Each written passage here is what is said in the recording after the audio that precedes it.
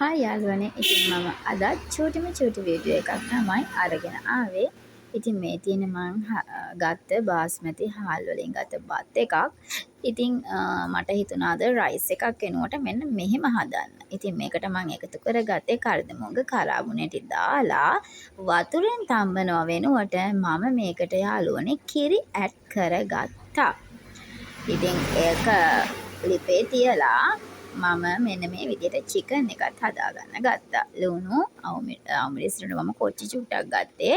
කරපිංච සුදු ලුණු කර්දමුගු කරාබුනේටි ඔක්කොම අරගෙන මේ වගේ තෙල් ටිකක් දාලා ඒකට බැදපු මිනිස් 3-5 කහ ලුණු හොඳට අත ගාලා ගොඩක කෑල්ලකුත් දාලා මෙන්න මේ විදිහට හදාගත්තා. ඉතින් කවුරුත් දන්නවනේ චිකන් එක හදාන්න. ඉතින් මාත් සුපුරුදු පරිදි මෙන්න මේ විදිහට හදාගත්තා.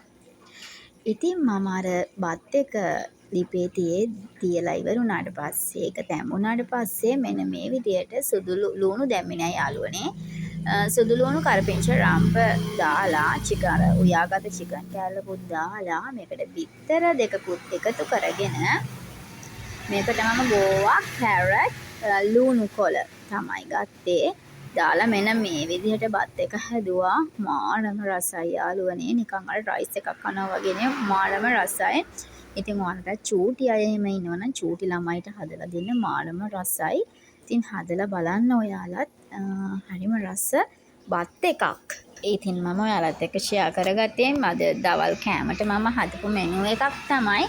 ඉතින් යාළුවනේ තවත් මේ වගේ ලස්සන චූටි වීඩියෝ එකක් අරගෙන මම ආයෙමත් ඔයාලත් එක්ක එකතු වෙන්න. එහෙනම් අදට ගිහිල්ලා එන්න. සුබ දවසක්.